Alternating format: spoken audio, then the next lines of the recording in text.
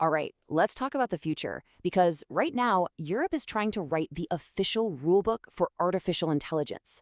And believe me, it's a massive showdown between keeping us safe and racing to build the next big thing. Let's dive in. So, to get your head in the game, just imagine this for a second. You're at a festival, the music is amazing, and yeah, there are cameras everywhere. But what if those cameras weren't just for the big screens? What if an AI was scanning every single face in that crowd, including yours? It sounds like something out of a movie, right? But it's a very real question that lawmakers are trying to answer, and it gets right to the heart of what we're talking about today. You see, at the center of this whole thing, you've basically got two big ideas clashing. On one side, you have Team Brussels. Think of them as representing the EU's main goal. Their motto is basically safety and rights first. It's all about protecting people with really strong, clear rules.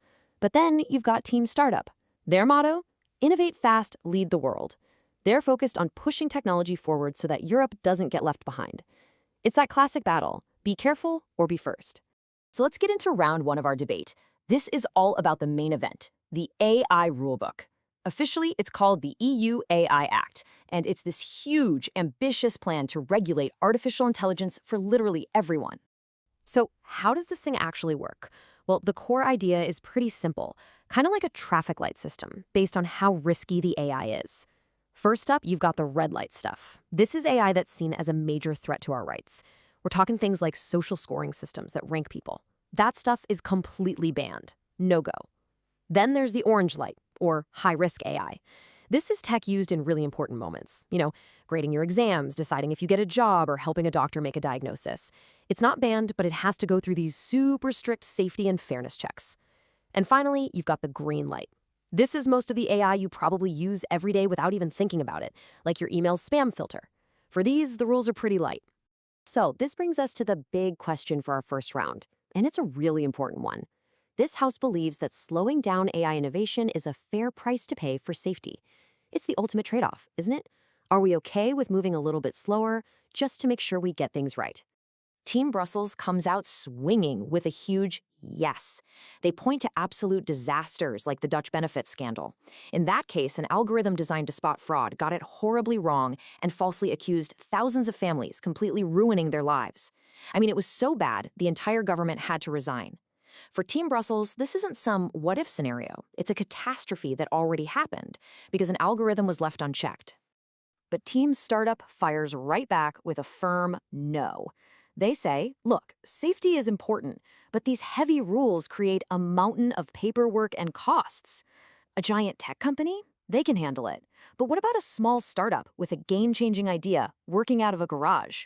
For them, that pile of rules could be a death sentence. It basically hands the future of AI to the big guys who can afford all the lawyers. Team Brussels counters with a really crucial point, and it's all about trust. They argue that people just won't accept AI in super important parts of their lives, like healthcare, unless they know for sure that it's safe and fair. You have to have that public trust, or the whole project is just going to fail before it even starts. Team Startup's final argument, though, is a serious warning about the future.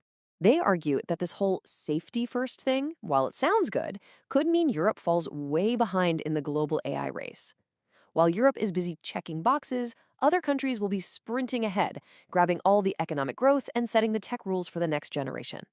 So you have to ask, what's the bigger risk here?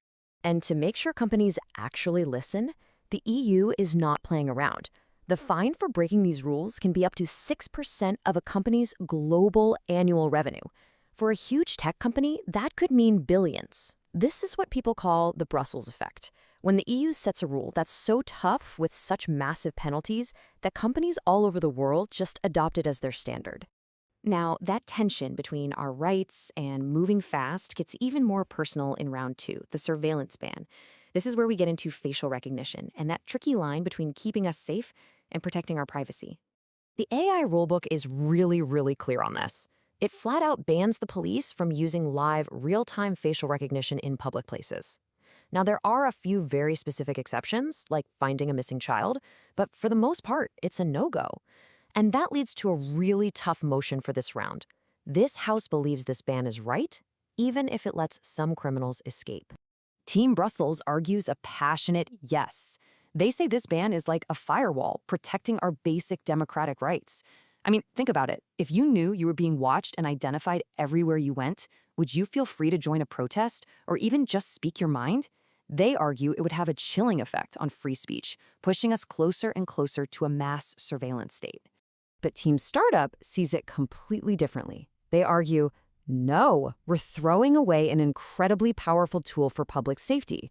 In a world with serious threats, being able to scan a crowd to find a known terrorist or a dangerous criminal could literally save lives. For them, it's not about watching everyone all the time. It's about protecting everyone when it matters most. Team Brussels hits back with a huge technical problem.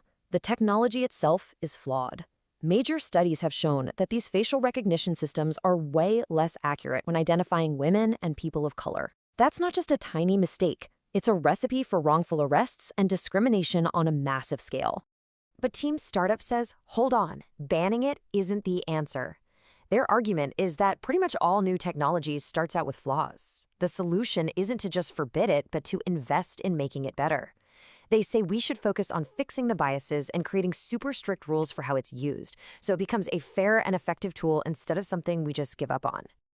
And would you look at that? It's the Brussels effect in action again.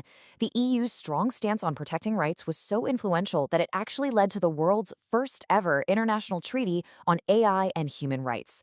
And here's the kicker. It's not just a European club. The USA, the UK, Japan, they all signed on, which shows how these European values are starting to shape the rules for everyone. Okay, let's move on to our third and final round. And this one might hit a little closer to home. AI, art, and you. This is all about what happens when AI starts creating things and whose work it's learning from to do it. To really get this, you have to understand that Europe and the US have totally different approaches. The EU has what's called an opt-out system. Basically, an AI company can train its models on content online unless the creator has put up a sign that says, keep out. The US, on the other hand, relies more on fair use. That's where AI companies can often use content because they argue that training in AI is transformational, like a human learning, so they don't always have to ask for permission. Two very different starting points. And that leads us to our final debate motion. This House believes AI companies must get permission and pay creators to use their work for training.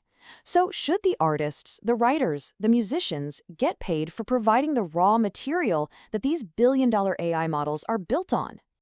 Okay, this slide really breaks down the two sides of the coin. On the creator's side, Team Brussels says their work is being hoovered up without permission or pay to build these huge commercial products. They argue that when an AI can perfectly mimic an artist's unique style, it devalues their entire brand, and we risk a future where everything just looks the same. But on the other side, the AI developers, Team Startup, say this isn't copying, it's learning, it's transformation. And they warn that if you had to get a license for every single thing on the internet, it would absolutely kill innovation. Plus, they see these tools as making everyone more creative. And guess what? This European way of thinking about creators' rights is starting to spread.